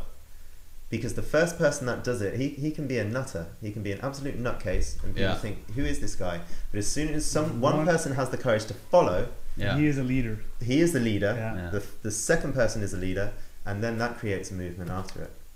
Yes. It's also very inspiring for people like us who have a message and wants to get out there. It's very inspiring to think about that because we know that there is a certain tipping point. There is a certain point where if you just reach that point, And all, yeah, it's gonna be massive. And also I mean, it's also good to know for everyone to know about the effect, because one day you catch yourself like being a sheep in a flock, in a just doing what others are doing just because others are doing it, Yeah. So just being aware of the effect it's very important, probably. Imagine how many. What's the story about the woman who made pancakes in? Well, I think it was a story about making small pancakes, and then making 5 small pancakes instead of 1 big, and then doing that. And her mother did whatever. Someone asked, "Why are you making small pancakes instead of big?" And then she said, "Well, that's how you do it." And it turns out it was her mother doing it because of her mother's doing it, because she didn't have a big enough frying pan. Ah, You know? there was So- no reason for it anymore. No reason. But they were just following The pattern. The pattern. Pattern. Yeah. Yeah. I think we're definitely, what is it called? Creatures of habit, creatures of patterns. Yeah. It's very easily to get stuck in a pattern as well. Mm. Could be a good pattern like working out, training, meeting people. Mm. Could be a bad pattern like sabotaging yourself some way. Yeah, and we see it all the time with guys that want to change, that they can go through their lives and then implement something really big, and start acting very differently. And they, relationships, for example, people go out and meet women every week, and they get a certain level of success, and then the pattern comes back. Yes. It comes back and it grabs you. Yeah. And That's all why, of a sudden, it all goes away. Yeah, that's why you need to they call it conditioning. Like one thing is because when you're, let's say that I'm having a conversation with someone, right? And then when I'm there, his whole reality is broken. His whole pattern is broken into pieces, and he can't, like, I scratch his pattern so much that he can start doing something else. Yeah. But then it's still like his brain is like wired to from so much experience to do the old pattern. So if he doesn't set up a system around himself or some way where that is reinforced over and over again, like, because it's not enough for me to just shatter his reality once and say, here's the new reality, and then it's done. Yeah. Because that will maybe last for, like you say, like a workshop, it will maybe last for 10 days maybe, But then what is the mechanisms that makes you that new reality be reinforced and the other one keep being scratched? It's a whole system. So if Yes. one part of the system or one person changes, if they don't readjust the whole system, then they'll be invited Yeah. to do what they were doing before. Yeah. So it's, if all your friends, and we've seen guys do this, a guy goes through a transformation experience, and it's really good, and he's acting differently, and then he comes home into the system of his friends, and all of a sudden his friends don't do that. That's not what we do around here. Yeah. So he forgets and forgets all those skills and blends back into where he was. Yeah. And it comes back to renouncing things. And it's Yes. a difficult thing to say, and Yeah. it's a bit of a controversial thing to say. But I know people that regularly go through their phone book or go through their Facebook, and they'll cull their friends. So get rid of the ones that that are not working. Oh yeah. Or stop seeing Okay, the ones yeah. that drag you down. Yeah. Yeah. Yeah. Oh yeah. That's also like this whole concept is also why we have why we do passion version for 4 months and not just for 1 weekend. Mm. Or, it's one of the reasons is that. The other reason is that it is so massive that you can't fit it into 1 weekend. But we're taking people out of their normal habituate or the normal environment, the normal social circles, the normal habits and patterns, and putting it into a whole new environment. Like it's like traveling, for example, But they move to a whole new environment and they stay there with coaches for such a long period of time that they get time to make those new patterns wired in their brain. Like they get so used to living their lifestyle that way, and doing things that they've never been doing before, and thinking about things in a different way. And everybody around them in this environment is pinging back to them, reinforcing it all the time, every single day for those 4 months. Yeah. And we help them to design the lifestyle so that when those 4 months are done, they don't have those old friends to go back to. They have a whole new set of friends. After living somewhere It's for amazing, 4 months, right? it's very difficult to fit back into that slot. And Yeah, I think yeah, anyone who's travelled for 3 months or more will realise they'll come home and be like, my friends are not very interesting. I feel like I'm the strange person here, and I don't know what to do. Mm. Yeah. And I certainly had that experience. I came home and it's like, I don't really belong here. I have to go again. Do you feel like, because I feel like I think the word you said was gypsy, like you want to move around and travel and see people. And I realized that, I think it was like when I had that feeling, like that sense of restlessness sort of a long time, but it was after Zan was here the last time, I was so inspired by his way of living his life. So I traveled to Cuba. I heard. I gave away all the stuff and just like, all right, let's see how this is. I had nothing to worry about back home that I needed to think about. I was just here in Cuba and living here. And when you're traveling alone, you're all alone. So every single thing that you need to do, or every experience, like you said before, is you have to create that. You are the creator of your own world, your own reality. Pure And there's responsibility. Pure responsibility. Yeah. And there's nothing, you can't just, hey, call your friend, and you can't escape like you did. You can't go and watch TV. You can, but you know, you're traveling. So you get thrown into that. And then you meet new people. And when you meet new people, you connect. And all the past, nobody knows this guy's past or your own past. And it's just right there and there, no judgment whatsoever. And you connect and you get to know each other. And that is such an amazing feeling. And then when I come back home or I come back to Oslo, I reconnect with people. I haven't seen them for 1.5 months. Not that much really, but still, our relationship is strengthened again, reinforced. Okay. Do you know what I'm talking about here? Like so that's the restlessness if I stay in one place for a long period of time, then I get kind of my conversation with people tend to become more normalized. Yeah. While when I travel, it's like every conversation is new and it's big thinking, it's big stuff that we talk about, and I think it's so healthy to do that over and over again. I don't know. That's how do you feel the same way? I think it's healthy to do that, and it's healthy to go back home.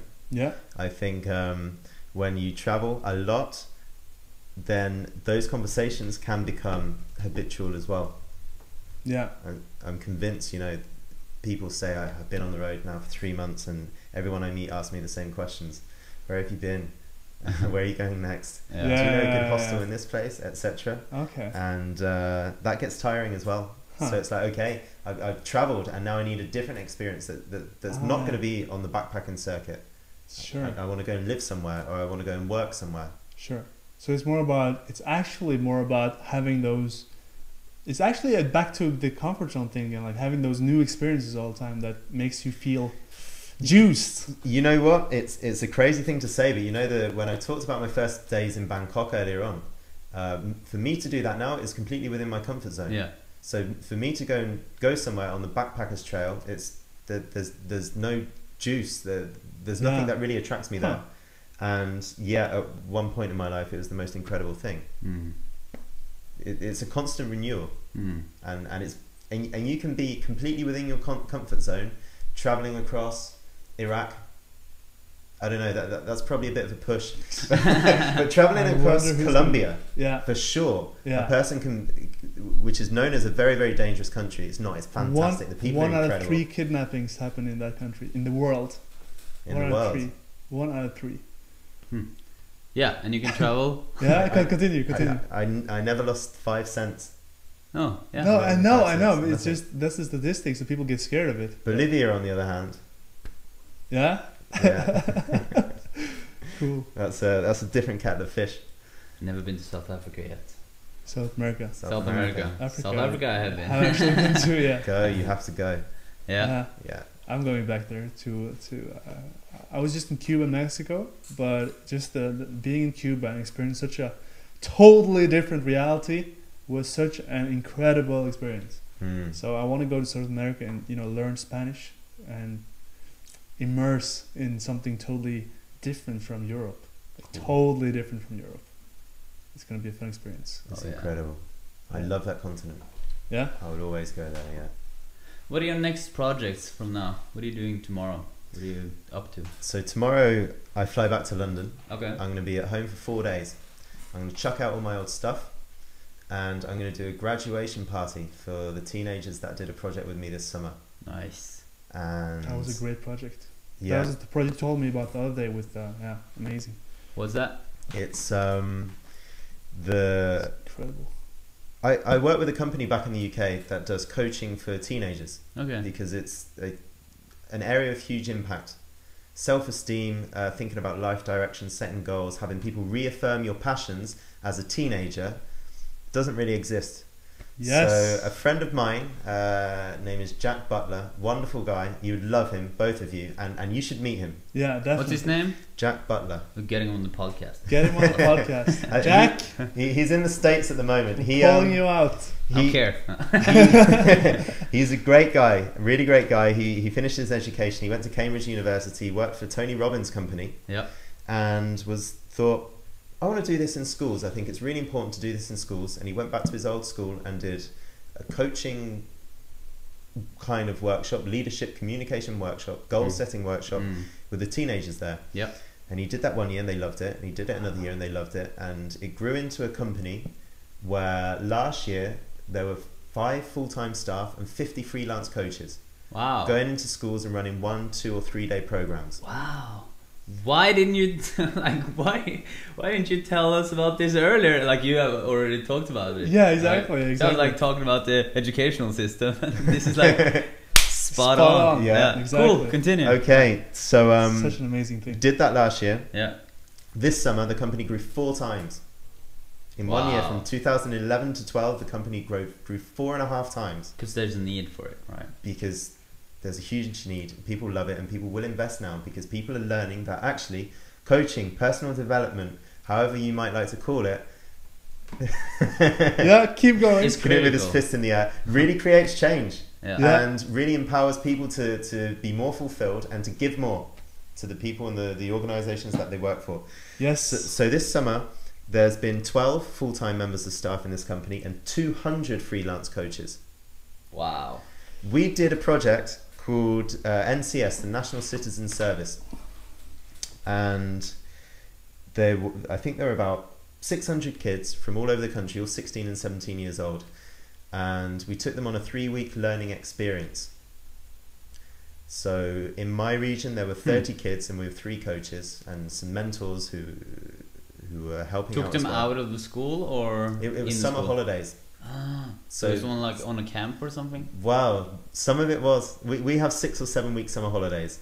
So the kids came for 3 weeks, and in the first week we went to Wellington College, which is basically, it's like Harry Potter school in the films. Ridiculous, enormous grounds, Yeah. hectares of woodland, and we took them survival camping for 3 days, and they didn't even have a tent. Oh, that's cool. On the first night, we pitched up with a canvas sheet, and we had an ex-army guy come in with the kids and say, "Come on, kids, this is how you set up camp when you haven't got a tent. Go on, kids, this is how you cook on a barbecue when you ain't got any food." And we made a fire in the ground and boiled bags of food. Dude, that's the best gift you Legendary. can give someone. Such It's a incredible cool because school. many of these kids, they came. My region were okay. The kids took to it really well, but the kids that came from central London, Yeah. they'd never slept in a tent. They'd Oh. never been to the woods. They'd never camped, and they live in their iPhones or other Yeah. smartphones, whatever. Yeah. And the kids arrived to the school in a bus, and when we got to the school, some guy came on the bus and said, "Sorry, kids, but you're not going to stay in this college tonight. The local militia of the People's Democratic Republic of Crowthorne," which is the name of the village in England, the Republic of Crowthorne, have kidnapped the school. They've taken it over, and it's dangerous to stay there. So what we're going to need to do is the following: take out your clothes, and you're going to need 1 change of clothes, just enough to get you through 1 night and 1 day. You have to hand in all of your possessions. If you've got any food, hand it over. If you've got any mobile phones, hand it over. iPods, cameras, hand them over, because it's too dangerous to travel. So all the kids hand over, as part of the scene, hand over their How old mobile are they? phones. 16 and 17. Okay. Yeah. Awesome. And we take them out on a long walk, and they've got no food apart from boiling the bag food, which actually was really nice. But Yeah. people thought it was bad food. Yeah. I guess we had walked a lot, and we went with the backpacks, and we crossed rivers, and we got them making. They got some barrels and some wooden sticks and made rafts so we could travel across a river. And they did all cool. like these rope swings and obstacle courses and first aid. And we went to the campsite and were there for 3 days. And they came back to school on the 4th day, and we gave them a proper English breakfast: bacon, eggs, sausage, tomatoes, mushroom, baked beans, all this kind of stuff. And they came back, and it was like, "I'm so grateful for this proper food. I'll never take for granted what my mother cooks for me ever again." And the kids were, got in touch with what it means to be in nature and to be grateful. And we gave them some tasks. In the second week, we took them to a university so they could get used to life there, and gave them some more tasks: personal development, entrepreneurial development, leadership development. Had them going into town. My group, there were 10 kids. They got on radio because they asked. We got a free dance lesson for half an hour because we asked. They bought a bunch of stuff from shops and sold them to people in the streets, which is, I think it's completely illegal, but who cares? They're hustling. They made money. They completely hustled. Yeah. And the best thing about this is that we had two very, very shy people start with us, and one was a girl, one was a guy, and one said, my ambition for these 3 weeks is to come out of my shell a little bit more. And the guy was like, I want to make some more friends, because I don't have many friends. Students also? This is 16, 17-year-old students. So yeah, some of them were continuing with their education, and some of them were stopping Yeah. education because they could, and a lot of them didn't know quite where to go next. Maybe college, maybe university. Yeah. And we were talking about goals and comfort zones. Yeah. And we had a discussion one day in the group, and they started challenging each other. We're gonna think of challenges to help you overcome this and that and the other. And to the shy kids, that we had one big rugby lad in the group, plays rugby, full of confidence, and he said, I challenge you to go out and talk to 10 strangers. He was doing the way of approaching. Wow. with 16-year-old kids. He was like, I want you to go up to 10 strangers in the street and strike up a conversation. Yeah. And the kids did it. Yeah. And we came back at the end of the 3 weeks, and we sat around in a circle, and every day I'd be like, come on kids, we can have a bit of feeling time. And they tell me, never say the F word, feeling, to teenagers, because they will tell you to F off. Yeah. and I was like, come on kids, let's have some feeling time. What have you learned over the last 3 weeks? What do you take away from this experience? And basically they all said that my perception of other people has completely changed.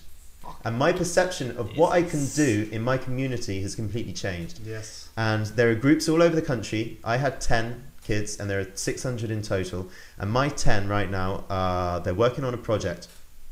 And at the end of the month, they're going to have 200 people from the local community, and they're going to have celebrity chefs, and they've got free fruit and vegetables from one of the biggest supermarkets in the country, just because they ask, because they show up and they ask, and they have a purpose, and they tell the people what they want. We're running an event. We want some free food and free vegetables. Can you give us that? We'd really love it, of course. And they're going to teach students and young mothers and fathers from poorer communities how to cook healthy food, which is a real problem in the UK. Yeah. Wow. That's what they're going to do, and they're 16, 17. Wow. This is like, so, yeah. This is like the vision. It's like a passion immersion for kids. That's what it is. That's what it is. It's exactly that. Like and I'll say two more things at the beginning. Yeah. I asked all the kids, what drew you here? Amazing. What drew you here? What drew you here? Okay. What brought you Yeah. to this course with us? Yeah. And a couple of them wanted to meet people. Another one was curious, and 7 out of the 10 kids said, well, you know, in the summer holidays are boring, aren't they? You know, I spend most of the day playing PlayStation on my couch. Yeah. So I thought, Yeah. something to do in it. Yeah. Something to do, something different. And at the end, they're doing this project, and we had one girl in our group who travelled a bit. Great girl, very, very smart, and she had done some work on an American summer camp. And she comes back and she tells everyone, last summer I did American summer camp. And now all these kids that had no idea that it was possible to travel to the United States and work on a summer camp and give that mentor and experience back, they're all going to sign up. They're all going to go next year. All of them. All of them. Even the shyest one. And they're like, I didn't know I could, you know, like, as I said at the start of the podcast, you know, my friend who was eating curry with his hands, I had no idea. When I was growing up, I thought, you go to work or you go to university, I had no idea that I could pitch up in a foreign country and do what I wanted. And eat with your hands. No, and eat with my hands or whatever. And I asked him about it, and then I started this traveling, this gypsy lifestyle. And now this one girl who's had an opportunity comes back into her system, meets other people from the community, and they're like, now I want to travel to the United States. Yeah. Now I want to set up a community project. Now I can go and get on the radio. I want to do this. I want to do, and they don't want to play PlayStation anymore. They want to get together with their friends and do stuff that's cool and do stuff that helps other people. Yes, they contribute. Yeah. All of a sudden they contribute to other people. Yeah. Man. Boom. Just by being more alive, just by being more themselves and following their heart and doing and growing and learning stuff they haven't learned, they're actually contributing to society and to the world. That's fucking incredible. That's a cool story. It's cool. And I think we were 600 kids this year. Next year we're looking at 3,000. Oh my god. And it's going to grow and grow and grow. And you should come. Yeah. I will come. I'll introduce you to the people, and I think you should come. You should be a coach for 3 weeks. I will be there. Yeah. And For take sure. the kids through. Yeah. And you as well, if you Yeah. like. So Yeah. awesome. Love it. Would love it. Yeah. Would love it. Yeah. We should meet that This guy is, as well. This is incredible. Jack, we're coming for you. We're coming for you. I will be there. Yeah. I will be there. Yeah. When is it starting? My one started, I think, the end of July. So it's summer every year. It's Yeah. summer thing. So the cool Imagine thing. that. Just imagine that environment, like just the environment there, and the openness there, and the coming alive thing that you guys created in those months. Imagine that for the whole school. You know what I mean? Yeah, Yeah. and you know, at the beginning we were talking about when a guy stands up in front of a group of other people and talks about their intimate problems. Yes. And for the first time, I'm telling people about my secret. We had that on the first night. You do have it. Yeah, of course. And the powerful Awesome. thing is, they're 16-year-old kids. They're like, I'm not talking to him because, you know, he's gay or he's a geek or she smells or Yeah. all the stupid stuff because everyone splits And up all into of a little sudden- cliques. Yeah. Yeah. And we sat down on the first night, and because the first night is the survival night, we everyone had a torch, and we didn't have a fire. We put all the torches in the middle, and I was like, "Come on, guys, we're going to sit in a circle, talk about our day. What did you find easy? What did you find difficult? What do you learn about that?" And all, from that point, where they didn't even have a tent. They did not know what was going to happen the next day because the whole thing was a secret. They were completely outside their comfort zone, so they all opened up and shared. And by the time we got back into the classroom and did, you know, proper activities, they'd really got to know each other on a deep level. And by the end of the first week, they were all hugging each other and saying, "You know what? I've had friends for years and years and years, but you guys are my friends in a completely different and closer way." Yeah. And Exactly what we experienced. we create Getting it's like goosebumps here. we created love. It Yeah. sounds corny, Yeah. right? But they Yeah. love each other in a way, Yeah. and we created that in Yeah. a group. Yeah. And it's Incredible. actually very, very simple.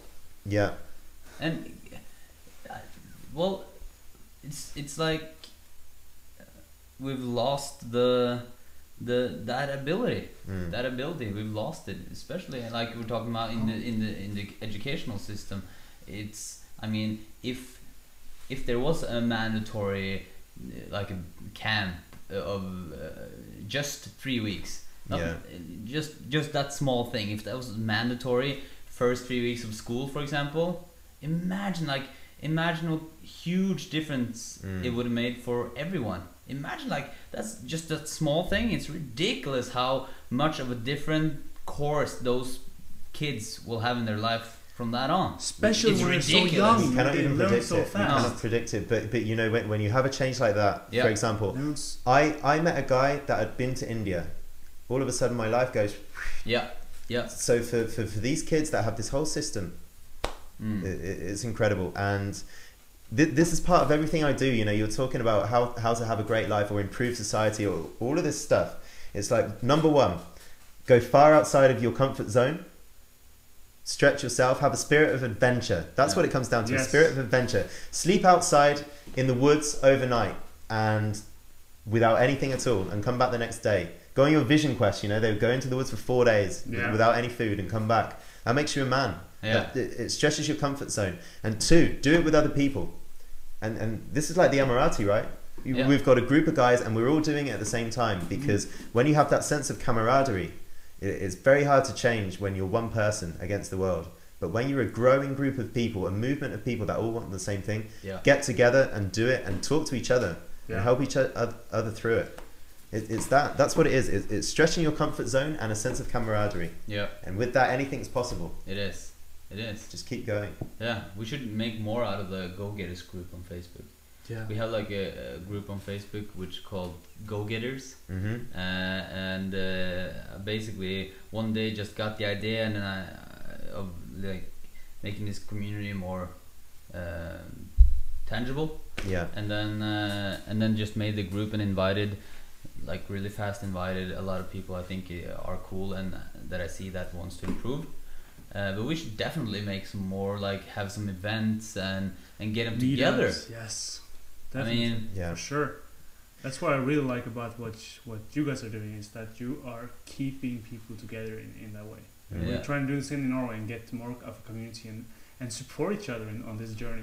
you know, because it's very, very hard to do what we are talking about here and experience these things that we are talking about. It's very hard to do that all on your own, especially if all the inputs you get every single day is from people who are not interested in that at this moment of time. And that's also what we're doing with this podcast, you know. Right now there's people at home listening to what we're talking about, and they are in this conversation with us. They are talking about, you know, like, it's like they are talking with us, sort of. Can they talk to us? Can they? They can Can actually they ask us a they question? can ask Yeah, they questions can. in They the- can. in the field. Cool. There's always been a lot of. There's already been a lot of chatting here. Oh my god, I choked on my food. Ha ha ha. I don't know when he wrote that, but that's cool. And then some people are asking where we are and what we're talking about because they joined in. Okay. And then another one said he had to go but put the rest on iTunes, Someone which we just- are gonna do. And someone just said Yeah. this is mind-blowingly interesting. Cool. Wow, that's cool. That's Yeah. nice to That's know. amazing. It's interesting for me, Yeah. so it's good that other people like it. Dude, this is amazing. I think we're gonna leave on a high note. Let's do that. Yeah, we've been talking for 2 hours now. You're joking. No way. Okay. More than 2 hours. It's kind of like that's good. That's good. I know you are going out. Maybe I'm going out as well. And are you going out?